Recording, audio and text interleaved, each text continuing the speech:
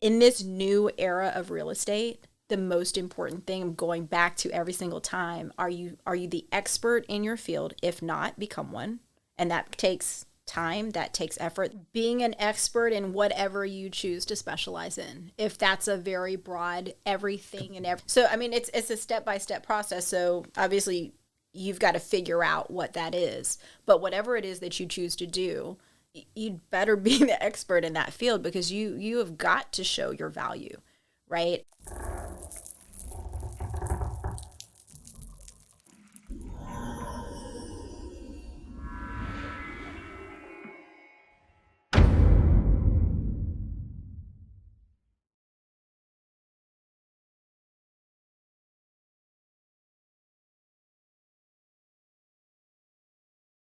Hey, welcome back to the Real Estate Excellence Podcast. Today's guest is ranked as one of the top 50 real estate agents in Northeast Florida, according to the Jacksonville Business Journal. She has been in the real estate industry for 20 years. She has consistently been a top producer.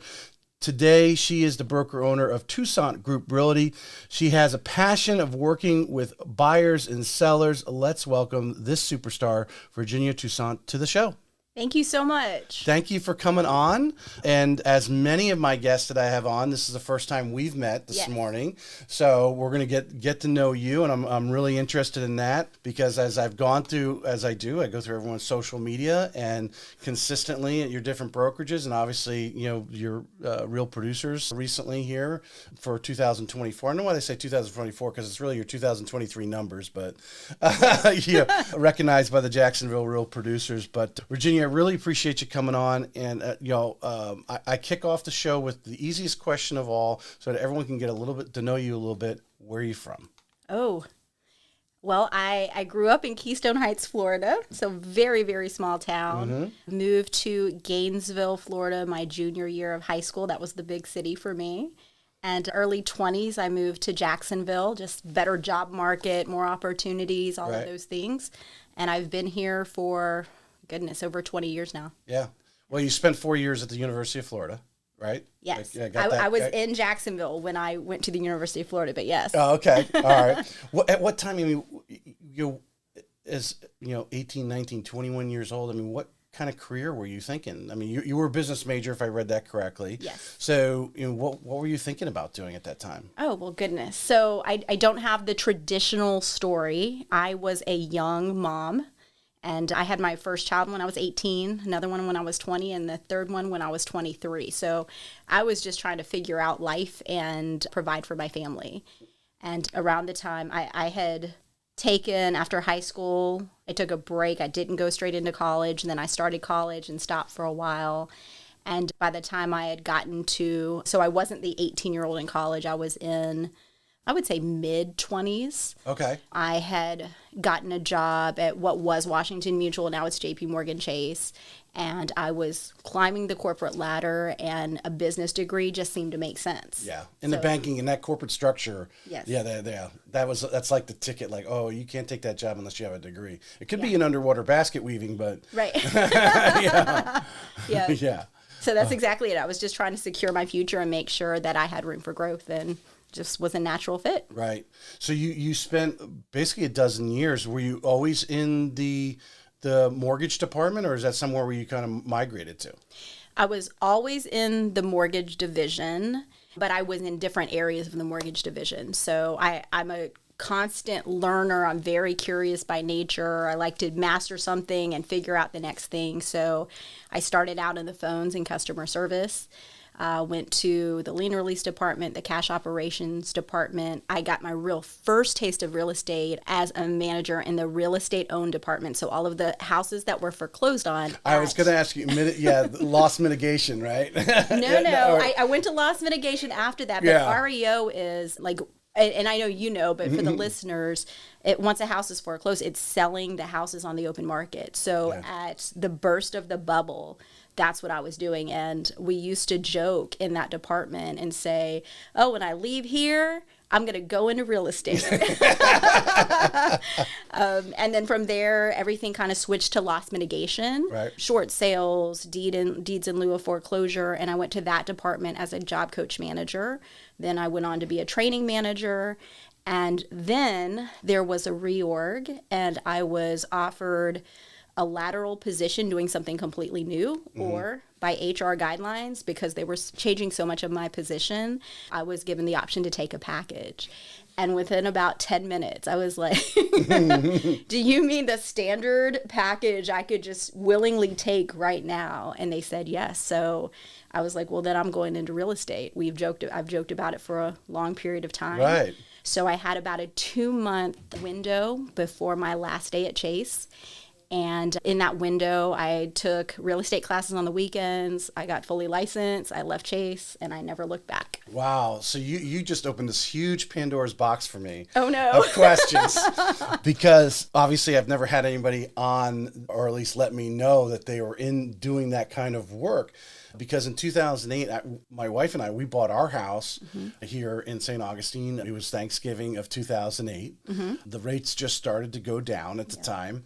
And we were fortunate enough, at least we were led to believe, that the agent we were working with, I don't even know what bank it was that owned the property, but he had a direct connection, because I think there was a lot of, brother-in-law deals you at the bank. Hey, a buddy of mine's in real estate. I'm going to let him go and list these properties. You kind of had, you can probably more detail on that, on how that was controlled to a standpoint. But in some places that were, and he had a direct connection. Within 24 hours, we hadn't, they accepted our offer on the foreclosure. Where obviously, I'm sure you could tell stories where some of these houses sat for years, unfortunately, before a bank made a decision on it. But tell us a little bit about what goes on, and obviously during that time, as they sold off their properties, they started cutting the department down because they needed as many people as they did in 8, 9, 10, 11, I'm sure, where they had a number of properties and needed a staff to manage them or look over them. How deep, when you say you were in the REO department, what exactly were you doing there? So I had several different roles. So when I initially went to the REO department, I was already a manager of employees. I took a lateral move as an asset manager. So as an asset manager, I manage. So the way that it works with the big banks is they're not personally selling the properties, obviously. There has to be an arm's length transaction. So banks hire asset management companies who then contract out to brokers across the nation. And we as asset managers managed the portfolio of assets. What's going on with these? What are we doing to sell them? How do we sell them? We're managing the asset management company who's then managing the broker. So I started doing that, and very quickly I got promoted to an asset specialist manager. So the asset specialists were in charge of getting a home, not personally themselves, but managing the asset management companies, getting a home prepared from the time that the house was foreclosed upon to it being actually marketed. So there's a whole process in there with evicting someone, cash for keys, is there a tenant, what are the investor guidelines, the regulatory guidelines, all of those things to make sure we can actually sell it. I managed that team, or one of those teams, for a while, and then I was promoted to manage the asset managers, which was the position I initially started on.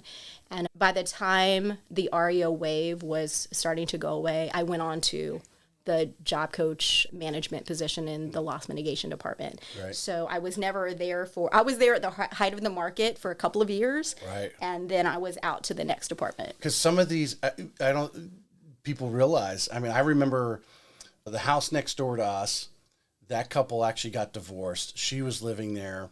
She ended up meeting someone else, and she literally walked away from the house. The yard completely died out because no one was taking care of it, watering it, fertilizing, that sort of thing. And she left all the belongings in, including her wedding dress, in the closet, because the bank had to send out a team, or the asset management company had to send out a team to clean out the house. Yeah. That was very usual. Now, luckily, that house, I would imagine some of these places, in trying to get them up to speed to sell, some are easy. They're still in good shape. Others, people ripped out cabinets. Some of them, turned the water faucet on and left, that kind of stuff, trying to destroy the house. Yeah. How does what's kind of the mindset from the bank to initially, All right, what is this? I assume, and you correct me and guide me here, because my assumption is, obviously they got to contact someone and say, hey, what is this house? Could this house sell for today, right? What do we need to list, or what do we need to get it? And then they're also looking at what kind of loan they have on it, which a lot of these are probably upside down type of thing. What is their mindset or their thought process, and is it different in every banking institution or lending institution that's holding these assets? Yeah, well, I would say it's different now than when I was doing this. When I was doing this, I mean, it was there was just a fire sale going on, because there were so many homes in foreclosure, and they had never experienced anything like that before. Correct. Yeah. And so a lot of it was just like, get it off the books, get it moving forward. Every institution is different. I think with the big banks, they're very similar in how they do things. When you get into some of the government agencies and how they do it, it gets a little different. But it's number one, it depends on the investor. It depends on the loan type. It depends on the regulatory requirements behind it. But there's a lot more to it than just, you can get X amount of dollars for this house. Let's go and sell it and just cut. Yeah. There's a lot of red tape, it sounds like, behind the scenes. Yes. And every state, every county has different guidelines. You have different, even, I mean, there's some states, for an example, that if a house is foreclosed on, you still can't touch it for 6 months. I mean, it just, the rabbit hole goes so deep and so far. Yeah. There's a lot behind it. So really it's managing an asset specialist, and then an asset manager has a portfolio of loans, and they're making sure those loans are going through, or those houses are going through the process and getting to where they need to go. And of course, that's going to depend on the strength of that individual, in addition to the asset good project manager and and the broker that's boots on the ground doing things as well. I think people don't realize all those things you mentioned, the county, the state, the regulatory, that costs money. You have to hire people that specialize in those areas. It's not, obviously some people are better than others, but, the whole thing to make it go through, you not only have, hey, I'm upside down in the loan versus what it's worth by X amount of dollars. I got to pay a real estate agent. The house a lot of situations, I know the bank would just like, hey, you take it as it is. They didn't want to put any money into it. Some might have done some little bit of things, but then all this extra time that you're talking about, from lawyers being involved, the asset manager being involved, the compliance person to make sure because they obviously want to make sure the title's liens cleared for the person who ends up buying it. How many tens of thousands of dollars more above and beyond the loan that it takes just to get rid of the house. Absolutely. Yeah. Absolutely. Yeah. Interesting. So the obvious question, you're now in the real estate. Yeah. How do you rely on that experience your whole time in the mortgage side, in the back, knowing those back office, how those things work? How has that helped you in your real estate career and actually going out and helping buyers and sellers? Yeah. Well, I feel very blessed for the background that I have. It wasn't an intentional background. I kind of wandered my way through all of these things, but He leads us in mysterious ways. Absolutely. Yeah. No, like God has directed my path the entire time, but I think I have an unnatural advantage when it comes, especially when I was getting started, right? Because I like to kind of think of it as with Chase, especially the positions I held in that department. Number one, I had to manage their portfolio. So I had to manage a pipeline and understand that the timing that it takes, what it takes to get a house sold, the mortgage implications behind it, all of those things. And then beyond that, anything that came to me when I was a manager of asset managers was really the exceptions. Mm-hmm.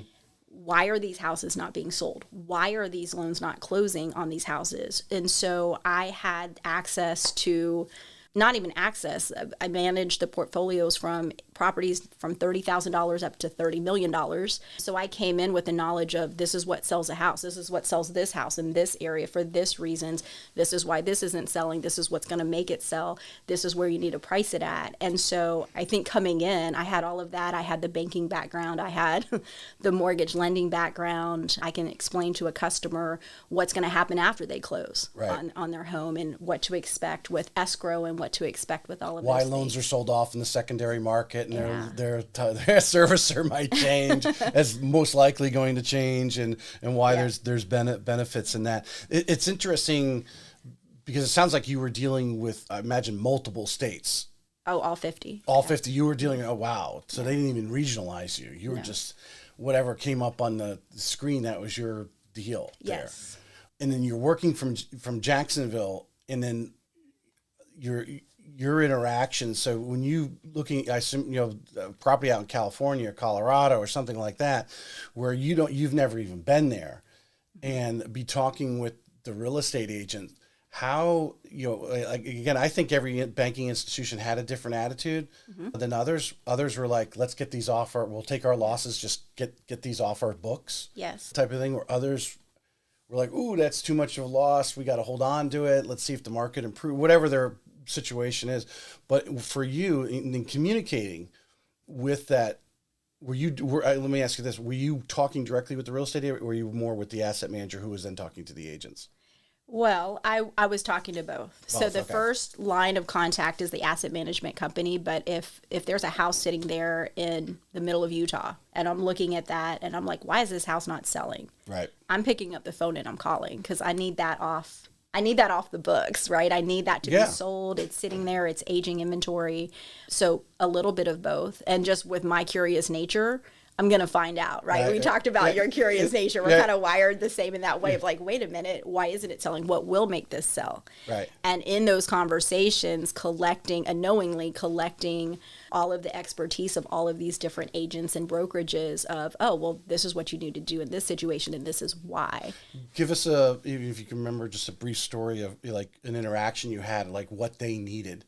And then obviously what, whether it was, hey, I need some money to fix it up a little bit. What kind of interaction, if you could give us an experience of what that was like? Yeah. Well, initially, when I first started speaking to the agents and brokerages directly, when I just got to a point like I'm just going to pick up the phone because there was too much, there were too many lags in communication of what's really going on. So initially it was kind of the basic stuff of, paint the walls, replace the carpet. And then I started realizing, oh, there's intangible things we can't see on a screen. Like, Right. How does it smell? Like, what's going on in the neighborhood? And then it became very localized to different areas. So an example, in California at that time, houses were just sitting. They had so many options. Everything was in foreclosure. California was such a hot spot for foreclosure. So what worked a lot of times beyond all of those things, beyond just take a price reduction, paint the walls, replace the carpet, was in that market, give a selling agent bonus. Like, give a bonus to the agent, incentivize the agent to sell this property, which now we're getting into North stuff. But that was a different time. Yeah. Because economics, obviously if there's jobs, people move in, right? And, our area is blessed. We have a lot of white collar financial type jobs here in Jacksonville, and obviously, the climate and everything. So we know why people are over here. But someone in Florida may not understand why someone in some town that we don't even know, California or Colorado or middle Utah, what's going on there from jobs. If there's no jobs, people aren't buying houses, right? Or unemployment's going up, and there's just not that. Or like you said, the neighborhood. Was this a new neighborhood and they all got the houses at the same time, and now they're all upside down, and now you got half the homes are in foreclosure? Yes. And that macro level goes super micro level when you're doing it as an individual agent now, like in the general real estate market, because there are factions of that across Northeast Florida, right? There might be certain areas like St. Johns County, hotspot. It's not going to be like a house isn't going to be on the market as long as you're sitting on the very far west side in the middle of the country and you've got a house well above the median price point. What do you have to do to sell that house versus this house? Right. There's not just a one. It almost drives me crazy. I'm a huge believer in systems, but it almost drives me crazy if if brokerages and coaches, and when the main model is just build a system and do it, because every house is very unique, every customer is very unique, and there are certain things that have to be adjusted. So for me, it's more of an analysis of what's going on with this person, with this community, with this house, what needs to be done to sell this house for the most money in the least amount of time, because that's what I did at Chase, right? Right. So, and to prepare it ahead of time so you're not taking the losses later on down the line. How do we get this right out? Right. Right out Get of it the out gate. the door. Mm-hmm. I imagine you communicate with these agents, the asset manager, and they tell you, hey, we need to do this. You have to take it to somebody for approval. Or were you given the license to? There were approval levels. Mm-hmm. So if up to a certain dollar amount, an asset specialist would have this much approval, an asset manager, a manager of asset managers, the vice president would be next, and it would go on from there. But you had a pretty good amount of approval. It's just if you had a unique situation. Like I'll give an example of there was a multi-million-dollar, I mean, we're probably talking in the 20s of millions home. And Which can fluctuate millions of dollars overnight in value. Correct. Yeah. And they had a roof built into the pool that was leaking. So that was an extensive repair. It had to be done for anyone to buy that house. Just people did not want to take that on because there were too many unknowns, right? And so that the cost to remediate that was, I mean, in the hundreds of thousands of dollars, but you're talking about a $20 million property. It made sense. But something like that, we wouldn't have the ability just to approve, oh, here's $200,000, knock the pool out. So things like that would be exceptions and would go up the chain. Was there a lot of trial and error in this as you worked through these departments and from there, REO to loss mitigation? Because obviously it was unknown territory. For the banks, like, and to dig as deep as you are, like, hey, this community here, there's all this other stuff going on, and this is why we need to do it. Where obviously the bank is looking from a 30,000 foot level, but they got you inside asking those right questions, but they had to kind of understand that, because I don't think the average person, if they sit down and think about it, it's common sense, right? But they're not thinking about it and understand that. I mean, so did they kind of work through it and start developing and obviously giving you, hey, here's your window. Here's your window of approval. If you can get it done within that, go ahead and sign off. Yeah, well, we had really great leadership in that department. So shout out to Renee Johnson, who really set up the structure very, very well, where we were given the ability to approve what made sense. I mean, she had just such a strong leadership background. One pro and con. This is something the government stepped in and changed. We were we were stack ranked against each other. As an asset manager, you were bonused based on if there's 100 asset managers, where you fall on that scale, number 1 to 100. That's where you bonus. So you could bonus exponentially more if you were exponentially better at your job. Than saving the bank money, right? Recovering and taking the least amount of loss. Absolutely. Now, the government did step in, and it was the same for the managers if their team was ranked highly. So, I mean, I thrived in that department. My teams were always consistently number 1 because it was like, I would have loved to be in that department, to be honest with you. That would have been fun. It was fun. It was fun. It was a great department. But that whole inquisitive thing that we're talking about, like you're saying, calling that agent saying, hey, man, what's it going to take to get this home? What do I need? What's going on there? And asking those questions and digging deep. And then if you had to go to upper management to obviously sell that to the manager, say, hey, this is the deal we need to do because all these things. And I've done my research and talked to these people, and wow, that's just really interesting. All right, so they give you a package. All right, you've got your real estate license. Where, and this is a question, we talked about it pre-show. It's a question I ask everyone. What you got to hang your hats with somebody. What guides you to that first brokerage? Well, unbeknownst to me, my mother-in-law at the time which I'm remarried at this point. So, but at that time, she was a broker at Keller Williams. And I did not even know that's what I knew she was associated with real estate. I didn't know what she did.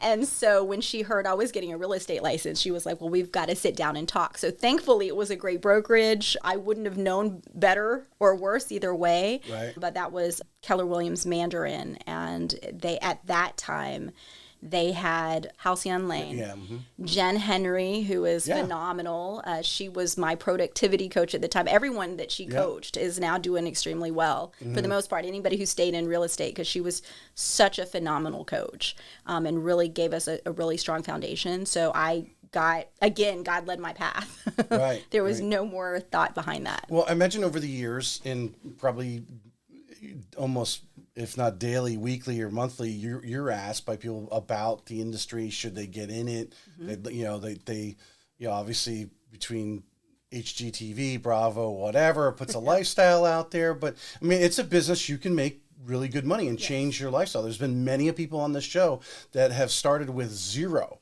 like negative bank accounts, and now are doing so well on investment properties, et cetera, et cetera. Yes. How important when you have that conversation with them that they make a choice? In your case, Keller Williams is like almost, I wouldn't say this is what they focus on, but they definitely have training departments is part of their structure. And having a Jen Henry level person in there is important to them. Yeah. And having those market centers and so forth that we know of. So obviously, I think a lot of people would say, if you're new and you don't know where to go, Keller's one, Watson may be another. A lot of people started at Watson here, obviously, Caldwell, some of them are better than others. Yeah. What do you recommend? How do you, when someone has asked you that question about real estate and getting into it, where should they go first, and what's the important things they should know? Well, with my background, I'm obviously going to say you've got to analyze your own situation, right? I personally didn't need a Watson. I knew the intricacies of real estate transactions. I had a lot to learn on the ground, but there were certain basics, foundational things that I didn't need to learn, right? I probably could have honestly taught the class on some of it with the background that I had, thank God. So for me, it was, again, just being blessed with being in the right place at the right time. But looking back, and for other agents, I would say know what you need. And don't just listen to what's being said, because everybody in real estate is a salesperson. It's a sales industry. Even though they're not necessarily trying to sell you something, they are selling you something. Correct. And the person that's interviewing you, it's their job to recruit. That is their main job, to recruit. And so there are going to be aspects that they're going to highlight the positives. They're never going to highlight the negatives. It's just not going to happen. And every brokerage has its positives and negatives. So interview multiple brokerages, know exactly what's important. What are your areas that you have to grow in to do well in this business, and what are they doing to support that? Be really careful in asking agents that work for that brokerage, how do they like it, what do they not like? Have candid conversations, call people you've never talked to before, but make the best decision that you can. Don't just talk to somebody and join like I did, which was a good decision for me. But well, you were one of those fortunate ones that you landed in a place that was great, but it doesn't always happen, right? Yes.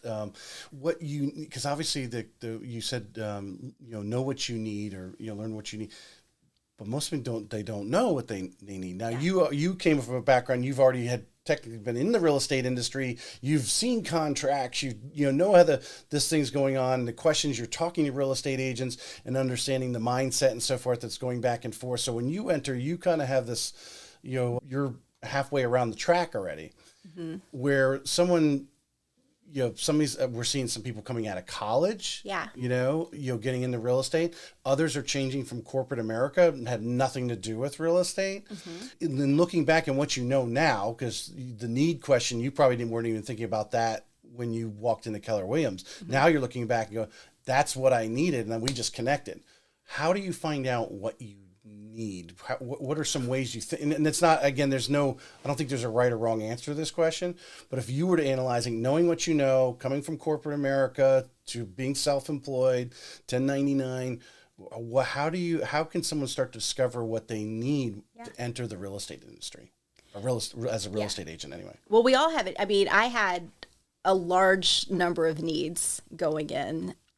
I think that, here goes my corporate background, do a SWOT analysis. What are your strengths, weaknesses, opportunities, and threats? Your strengths are always going to be your strengths. You don't need, if your strength is you come from a sales background, you're great with converting people and closing deals and doing all of those things. You need a brokerage that's very strong in the transaction piece of training. If you're a person that is not very structured, right? Like you're kind of ADHD, as a lot of people are in real estate, myself included, then you need a place that gives you a lot of structure. If, for me, I needed a place, I didn't have a sales background. So that was scary for me, jumping out and saying, I'm used to a nice salary and a very stable salary and very, and going out and saying, had your big benefits package, health and all that. All of that stuff. Yep. And then I'm like, wait a minute, I could work and never get paid. How do I talk to people and get them to buy or sell a house? So I needed a lot of help with how do I figure out how to navigate the sales portion. Right. And so for me, I mean, Keller Williams was a good fit for that reason. Right. So actually, you got a buyer or seller. Obviously, a lot of times you always start with buyers, typically a new agent. How do you transact them into, say, let's make an offer?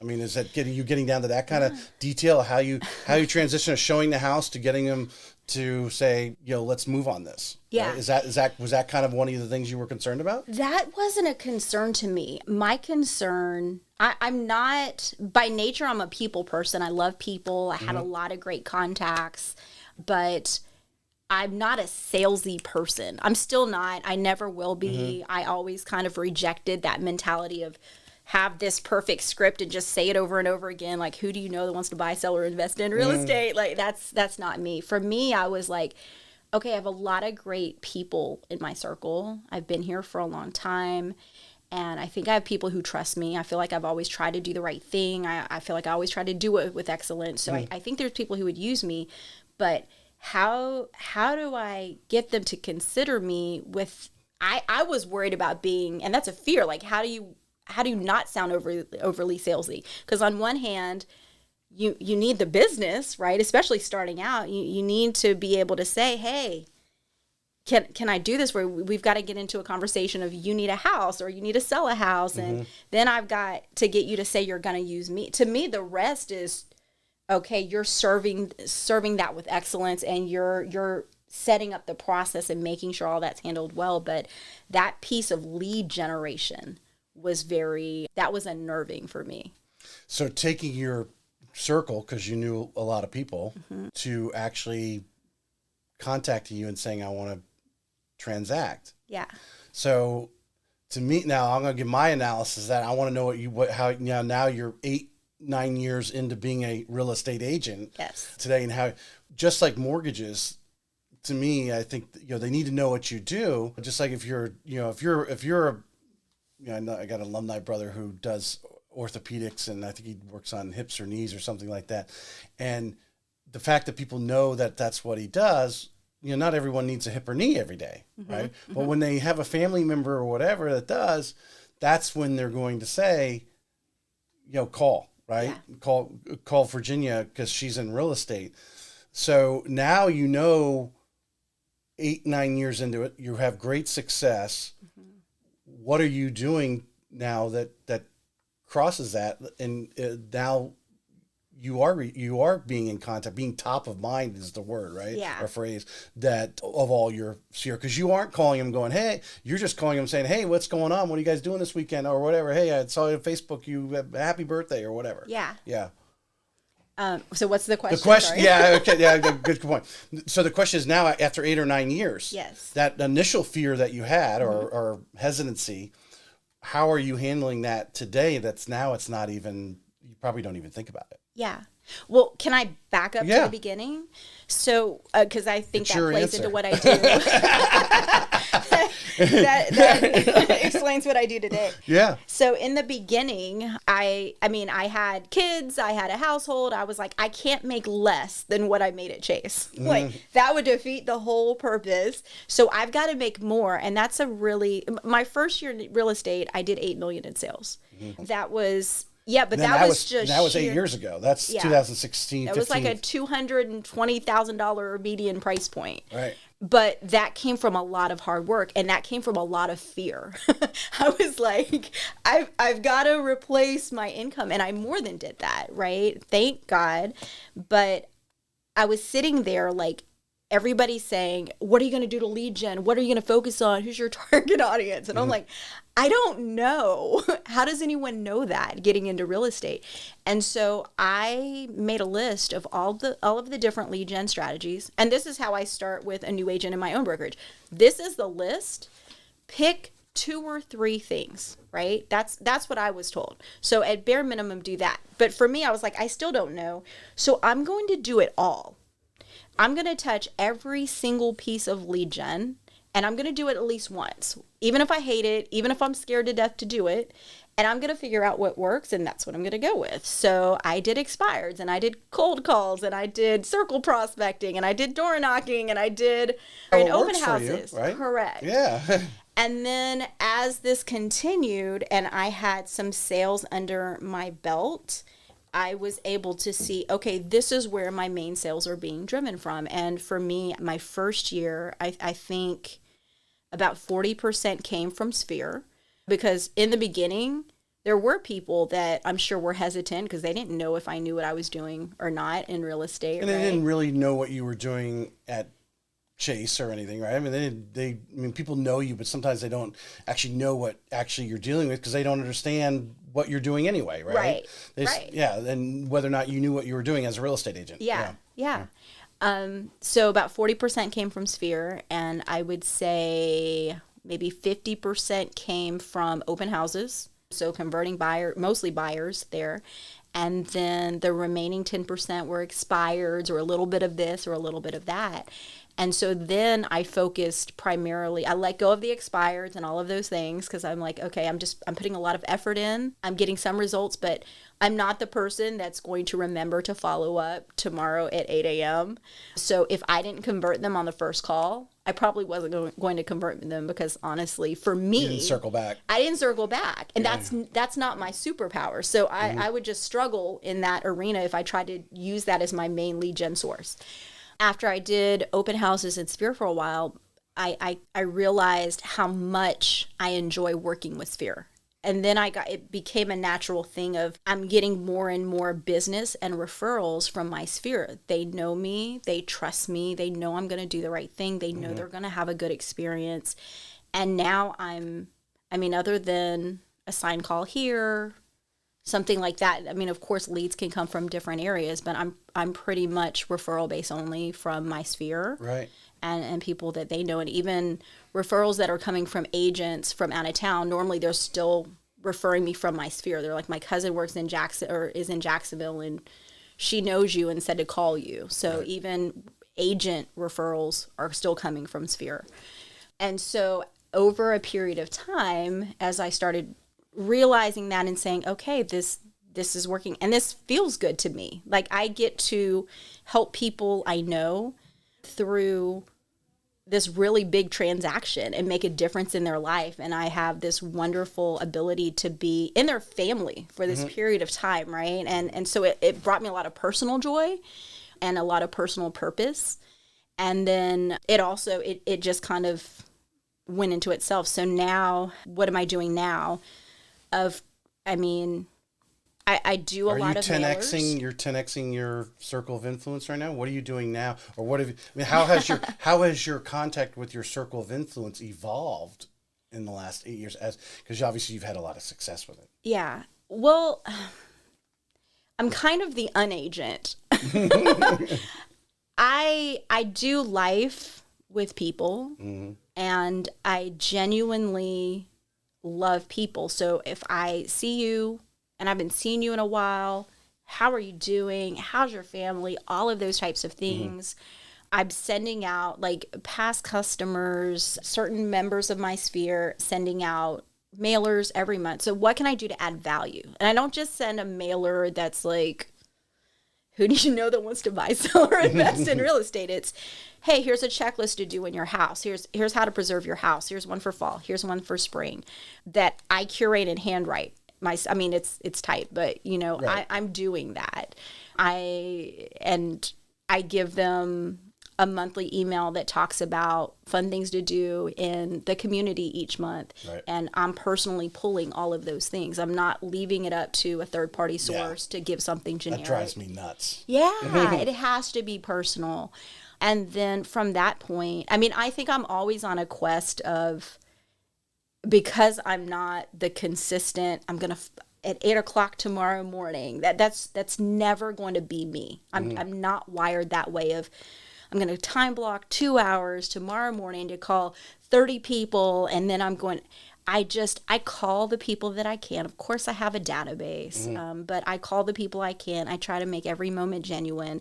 I try to give value through auto flow so that they know like, this is the value of my house. This is what's going on in the neighborhood. I do it through email. I do it through snail mail so that even if they're not checking one, they're getting another.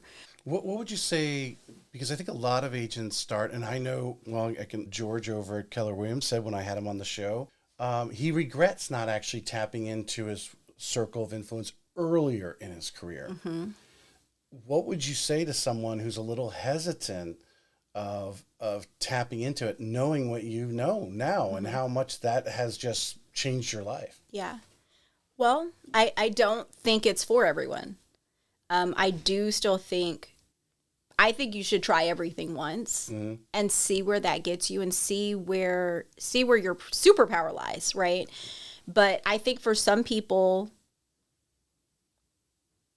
it's not a good fit. I hear some agents say, I don't like working with my sphere because it creates animosity and it creates all of those things. And maybe that's not a good fit for them. And maybe they are wired to get up and cold call expires and will be very successful doing that. Yeah. So I think the first question is it a fear that you need to overcome, or is it your gut, I would say Holy Spirit, telling you this is not the lane that I should be in?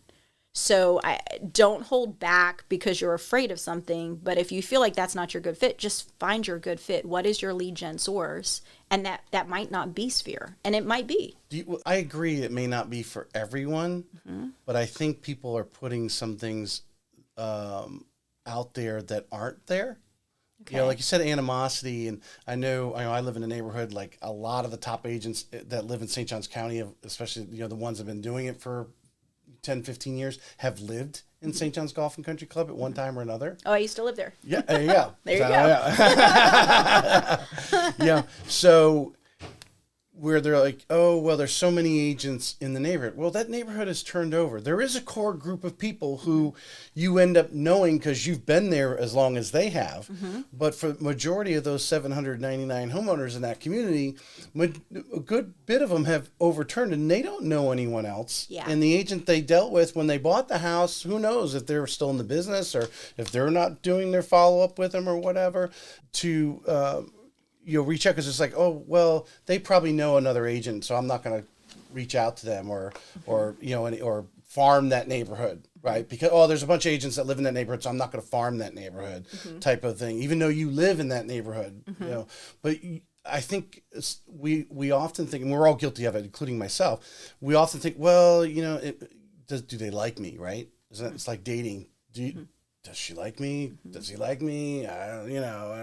Type of thing goes on. In reality, just reaching out to them on a regular basis and providing value. You said that word, which we're going to get into the value of the real estate agent here in a minute. Okay. But providing value, I mean, you might get a call from someone you did not expect. Yeah. Now, how you do it is different. I think, there's different people who can walk into a room and they glow and everyone connects with them and they're just the life of the party type of person, where there's others who, they're not, that's not how they work. Yeah. But that doesn't mean they can't let their sphere know that they're doing real estate. Yeah. And get something out of it. Some people I think are going to obviously leverage it for more because the warm gift of gab person, someone who can, could talk to anyone, walk into a neighborhood party and just start, hey, what's going on? Yeah, they're probably going to get more business than the guy who's just standing over by the keg having a few drinks, right?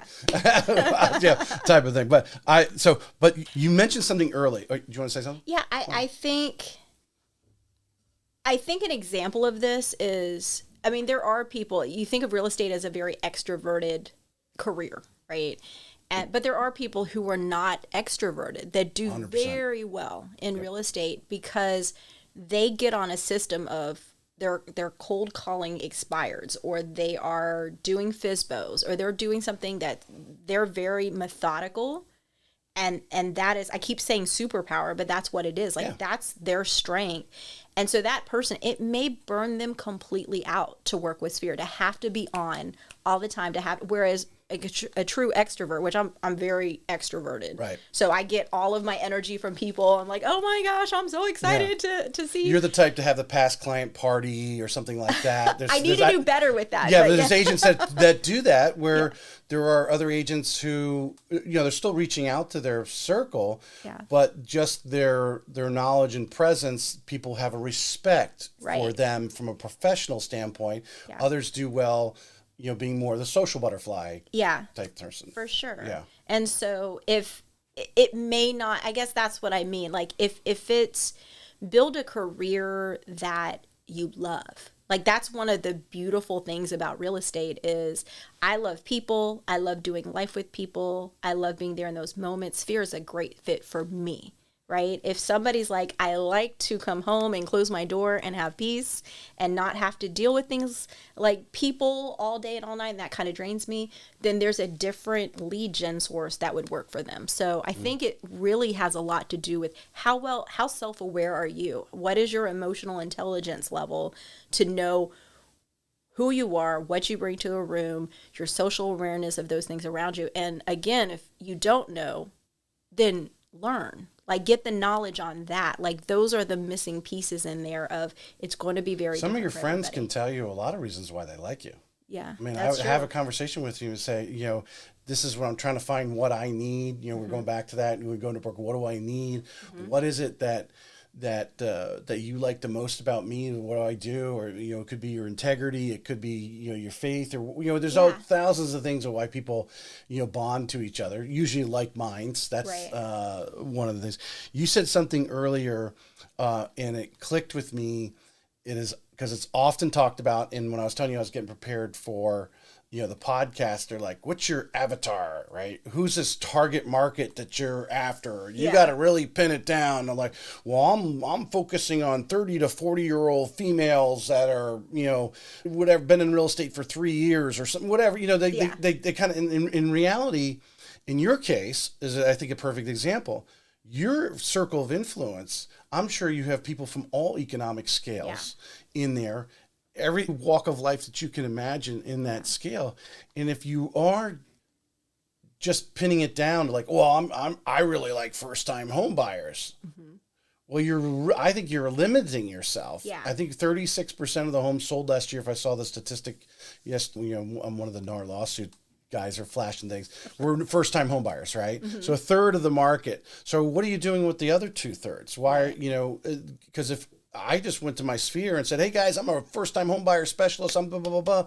Well, does that mean the guy who's sold 4 homes and is 60 years old that I officiate with might look at me and say, well, he likes dealing with first time home buyers, the young guys, he wouldn't want to work with me. Right. I'm just looking to downsize and buy a condo. Right. Right. Yeah. To let them know that that circle of influence, you handle it all. I mean, I love first time home buyers. I love helping people. I think when they ask that question, I think it's just a textbook, that they've read or something. And then they have to ask that question, what's your avatar? My avatar is people who buy homes. Right. Yeah. You can buy or sell a home in Northeast Florida. Yeah, pretty much every human. Or across the world. Right. Now, I don't want to chase people all the way over to Gainesville and be showing houses over in Gainesville, but you might do that for your first house sale. Who knows, right? Right. You get going and you're busy enough to, I mean, obviously I'd love to just, if every deal or if my wife's an agent, every deal she did was, in the, on long 210. Yep. Yeah, great. Yeah. Then she's 10 minutes from home all the time. Yeah. So I always thought that was a silly question. All right, so we talked about pre-show, and I told you to brace for this because I think this is so important right now and I think most agents have undersold themselves. Mm-hmm. We've gone through a period of time, super low interest rates for 14, 15 years until they started going up. So, we didn't really have to work as hard in the sense of, I think right now, the joke in the mortgage side of the business is every deal, for the most part, is a puzzle. Mm-hmm. And we're having to work really hard, just, getting deals put together, what will fit in, because they're trying to find someone's maximum buying power to help you out, finding the right home. And then from the agent side, a lot of your deals, these cash buyers flaking out, they're still bouncing around. They're not, it's not a slam. Oh, I got a cash buyer, slam dunk. No, it ain't that, get a backup offer. I've got numerous stories on that myself, but the value that the human and the agent brings, obviously, you're building relationships. You've built relationships with your 8 years in the real estate industry. You realize that's your superpower. Mm-hmm. Give us a situation, a story that we could cut out here of one of these deals that went crazy. And if it wasn't for your experience and your knowledge, or the able to get the knowledge to get that deal to closing and get those people in the home they desired.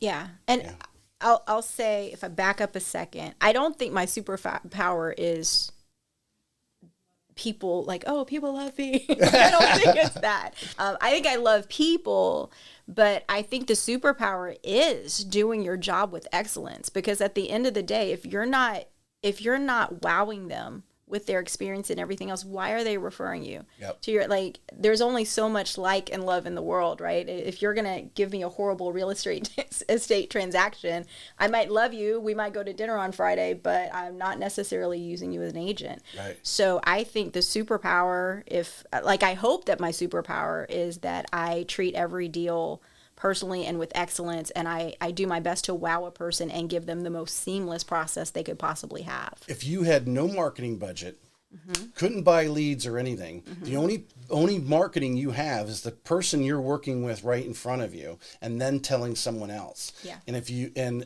you're right, a lot of the top agents are talking about it, and then obviously we're accenting it, here with you and your experience, that 30, 40 days or whatever you're spending with them to make sure that when they leave that closing table, you're wowing them, because you got the deal, they asked you to help them out buying or selling, and then you're under contract. So now you're married to each other to get this thing closed, and you have 30 to 40 days. And a lot of it's not actually money out of your pocket. It's not, did you wine and dine them during that 30 or 40 days? Right. The things that you do and the value you bring. Yeah. Yeah. And I didn't even have a marketing budget until a couple of years ago, because everything really was just, I'm focused on process, right? I'm a people person, but I'm it would drive me crazy any stone left unturned not to give the best process possible. And that's how I'm wired. So that very much is how I grew my business. And I would say, gosh, what was the question? Well, we're going back to give us a story, because we're talking about the NAR lawsuit. I really want to get a clip of you and anyone listening. Yes. The value of a real estate agent, and a real situation that you have. You don't have to mention names, but a situation that went off the tracks, and it's because of your experience and the value you bring into it. You were able to bring it back, because how many of these people, they find the home they want, they're showing the kids, they're picking out the bedrooms, they are, as I had one person, George Guerrera from down in Miami with RESF, really, that he's the broker owner there himself. He told when they're putting their head down during this whole process, and they're dreaming about swimming in that pool or sitting up, being in that home. Yeah. And when stuff goes off the tracks, it's really it could be devastating. Yeah. Yeah. So I'll give you two answers, because I think the answer that I want to share is probably not specifically the answer that you necessarily are searching for. What is the value in Virginia? That's what I want. That's my question, actually. It's like an interview question. They say, "Oh yeah, I'm really valuable. I'm really good." Okay, well, tell me when you were really good. Right. Tell me about that. Yeah.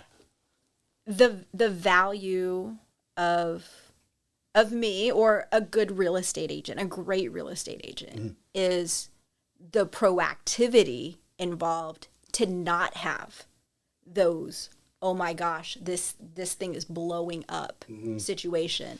Of course, there are things that are going to happen, but my conversion rate and my closing rate is extremely high.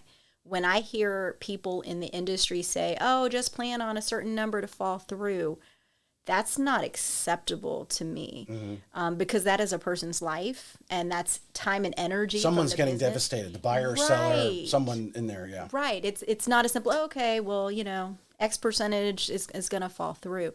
So it starts from the very beginning. So being a proactive agent, when I bring someone in, if we're talking about the buyers are such a big thing with NAR right now. So if I have somebody that says, I'm interested in buying a house, right? Or I've considered it. My first thing is, hey, do you have a mortgage pre-approval? It's not that. It's come into the office. Let's sit down. Let's talk about this. What are your concerns? Do you have concerns with credit? Do you have concerns with what you can afford? Do you have concerns with the process itself? Let's start with where you stand, right? What are your concerns? And that varies. That's going to be very specific to the individual. So one person might have a 580 credit score and they're trying to figure out, what do I need to do? And another person might have an 800 credit score, make $500,000 a year, and they're going to have no problem qualifying. So starting with where they are and working through those. And fortunately, I have a banking background. So I say, if you have a concern with credit, bring in your credit report. I can't pull it for you, but we will go through it. I'm going to set you up on a plan so that you're ready to buy in this amount of time. What's your time frame? Are you on a lease? Or do you have to be out of where you are by a certain point in time? And I'm not trying to push them into, doing a buyer's consultation today. Let me try to get them to buy a house today. It's, okay, if your goal is you're moving in December, I'm thankful I'm going to have a customer in December. I'll have a closing then, right? So let's go through everything. You're going to know by the time you leave, if you have any credit concerns, what is your specific plan to get your credit to where it needs to be so that you qualify for a mortgage. If down payment is a concern, I'm going to get you with the specific lender that's going to get you the very best down payment program. I'm also going to set up the strategy in advance of, okay, not every home is going to have a seller attached to it that wants to pay your closing costs. Right. So we need to know in advance. I'm telling you in advance that we're going to have to be really creative in this process. Know that up front. If it's, I don't know what I'm going to qualify for, or what kind of house can I buy if I only want to pay X amount of dollars a month, and really exploring that and saying, okay, this is really like, I'm setting up the search on the MLS in front of them. This is the criteria that you have. These are the areas of towns that you want to be in. This is the price range. Does the houses that are returning here, does this match what you want? And if it's a no, we're readjusting at that moment in time and saying, okay, what's your give and take? Until we get to, by the time they leave, I don't want stones unturned, right? They might have takeaways, they might have homework, but they're set up to buy a house in the time frame they're set up to buy that house in. And from there, it's, okay, I'm waiting for their time frame. I've given them all of the instructions, whether it's you have very little to do or you've got a whole lot of things to do. I've emailed you the specific plan. You're getting the email drip of, these are the houses that meet my precise criteria. I'm very big about setting up the perfect query and filters on the MLS. It's so detailed. Let me ask you this, because someone watching this may say, well, you should be doing that. Absolutely. But you should, there's no doubt. But you and I know, majority of the agents don't. Right. Only 25% of the agents nationally sold 6 homes or more. So there's a huge percentage that are not doing it. And initially, if someone ran into you in the elevator out here and you gave them the 90-second or whatever, I don't know, it's 30-second, whatever the elevator's pitch time is, of what you do in it, or, why they should work with you, and you say, hey, well, we're going to sit down and we're going to have an extension. Initially, they don't see the value in that, right? But after they sit down and actually talk with you and go, oh, wow. I have a client right now. I'm, again, foreshadowing. Okay, this is going to happen. Then this is going to happen. You need to be prepared for this.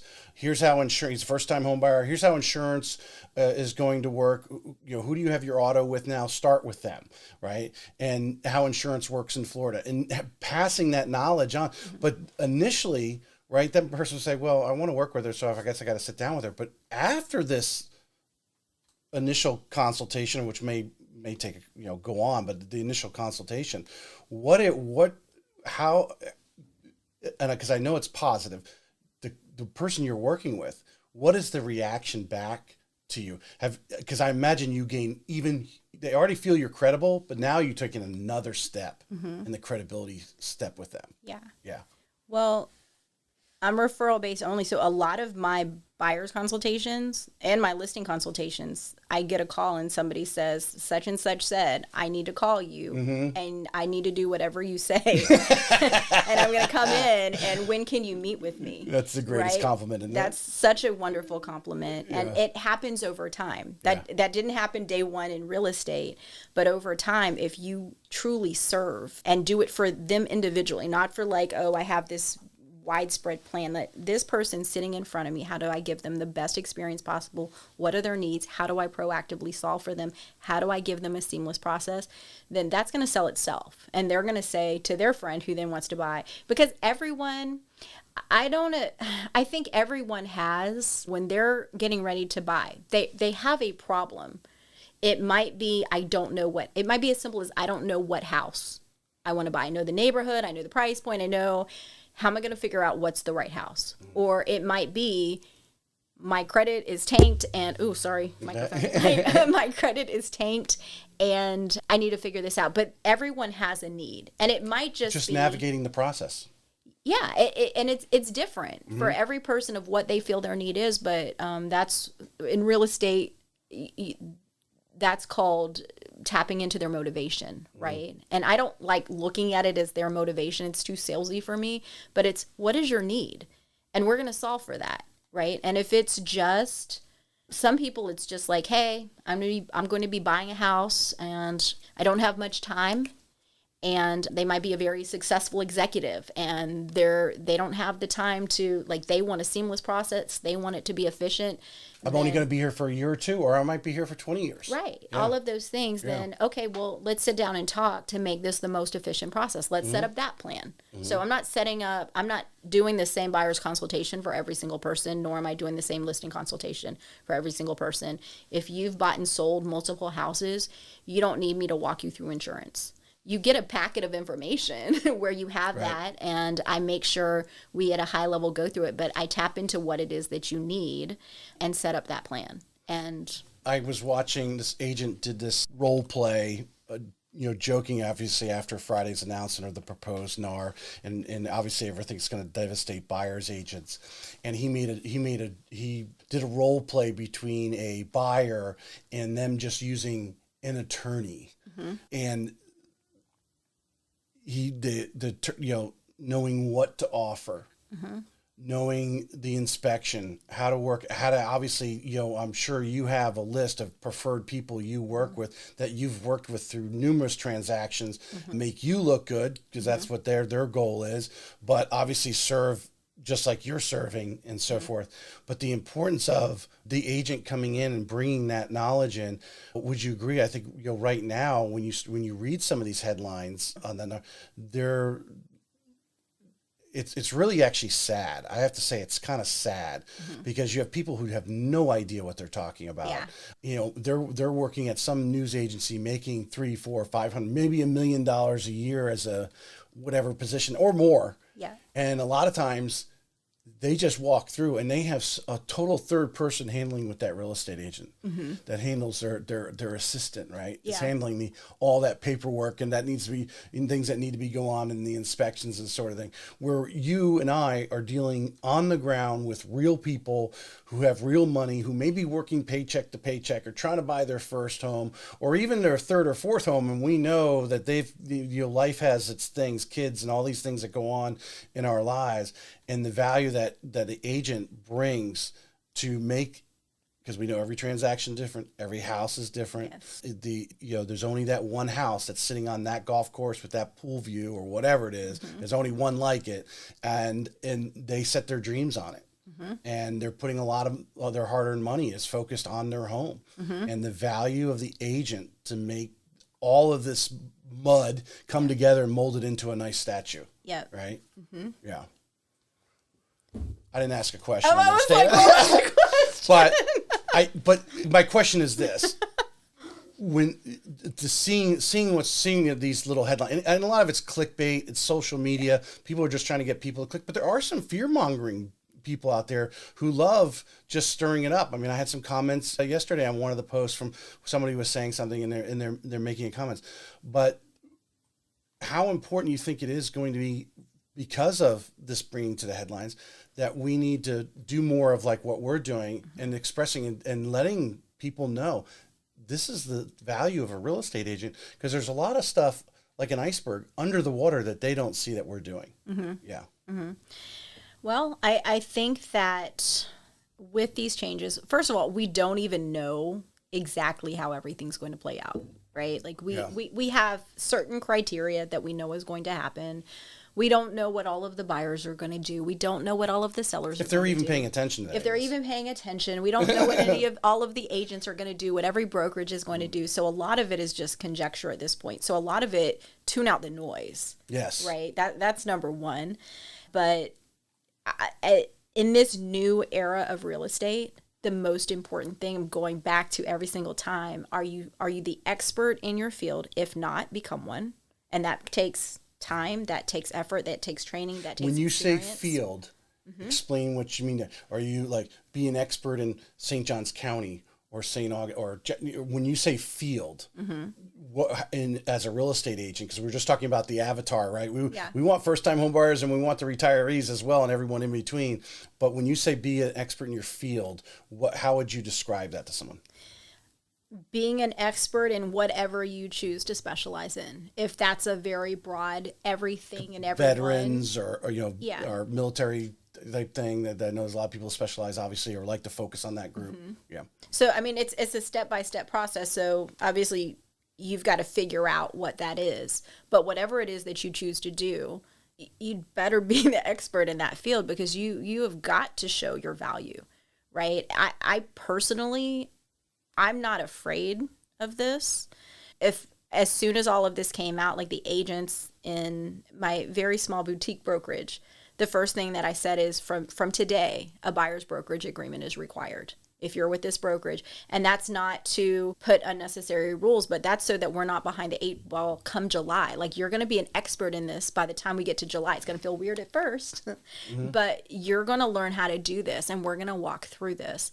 And so if you choose to be the general agent, residential, Northeast Florida, then in whatever you do, be the expert. If you're like, I'm only doing military households in Nocatee, then be that expert. It's up to you what you choose to focus on. But I think that our industry, we a lot of people have talked about this, the requirements to get into it, not necessarily the highest of requirements. You can go take a course, pass the state test, and even if you've never sold or bought a home, you can go help somebody do that.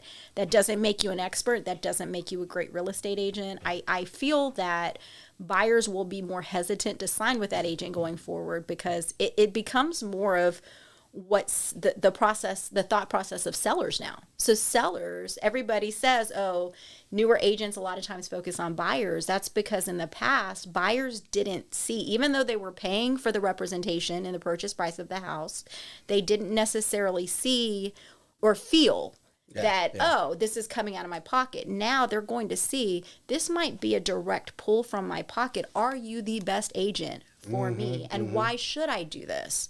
And when you are an expert, and I'll give an example of a recent transaction, and this was a first-time home buyer. It was a lower value townhouse, less than $200,000, almost impossible to find in this market. Probably 1,000 offers. Yeah. And I was like, and they wanted everything lined up. It was not the easiest of finds, right?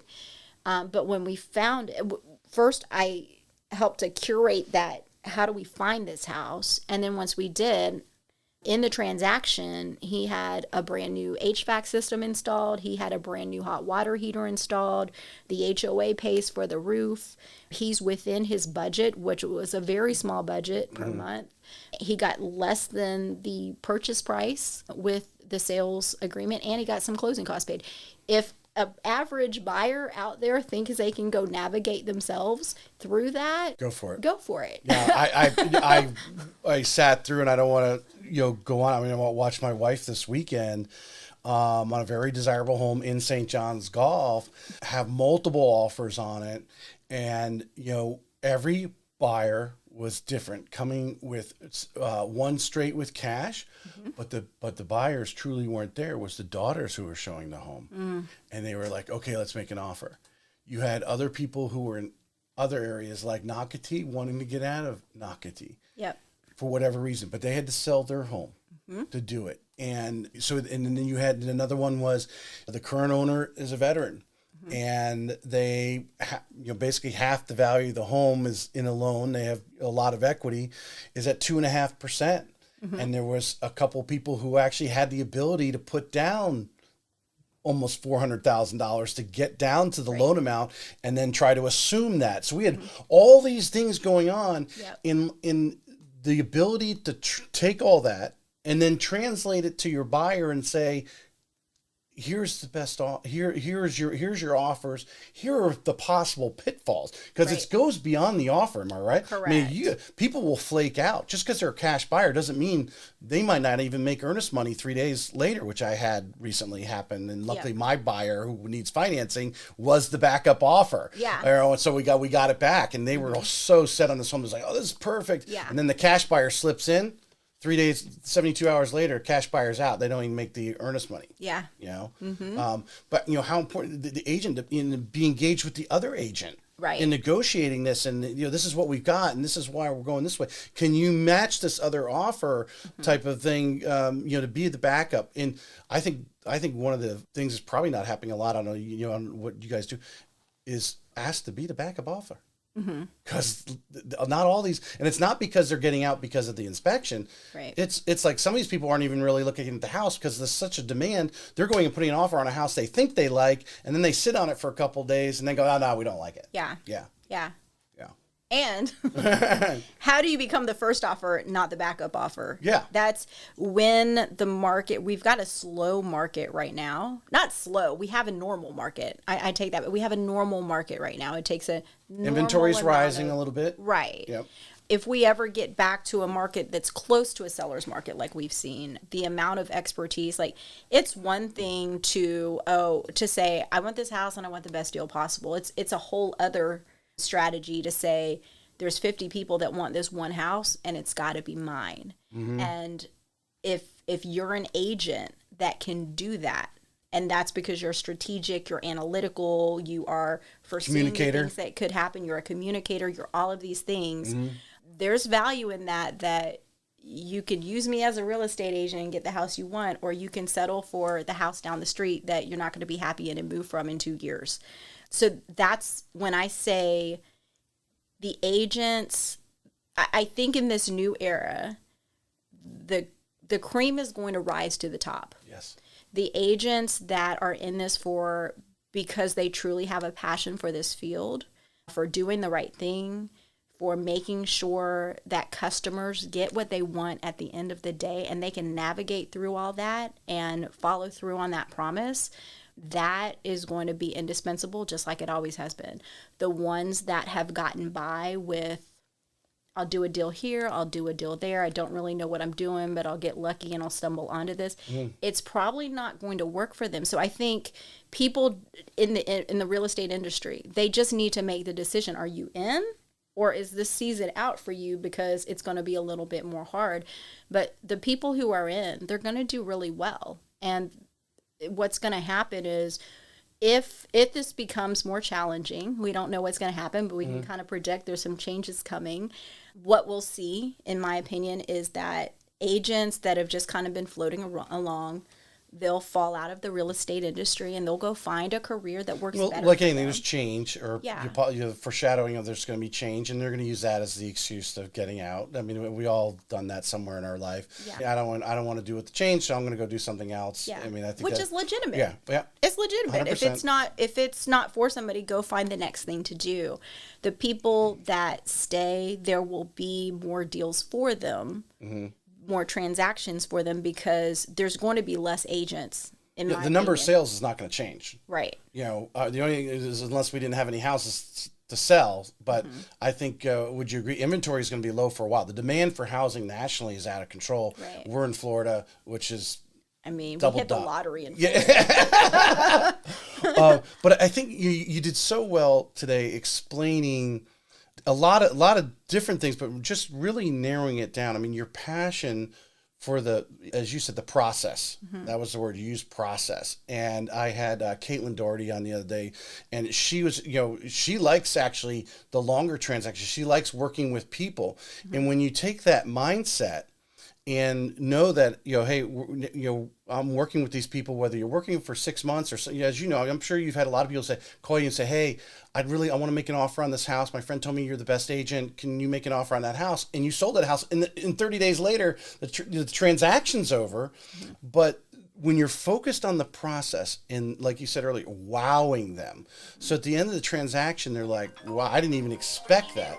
The winning combination. If you're talking about being an expert in your field, be an expert in that process. Now, the word process, would you agree, is broad in this case, but I'm sure you do a lot of foreshadowing with customers.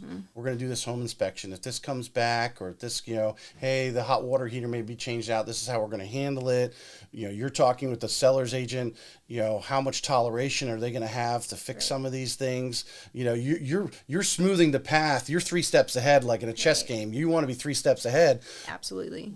But by showing your value, you're foreshadowing, hey, this could happen. Just be prepared. But I'm on it. I'm already working on it in case it does.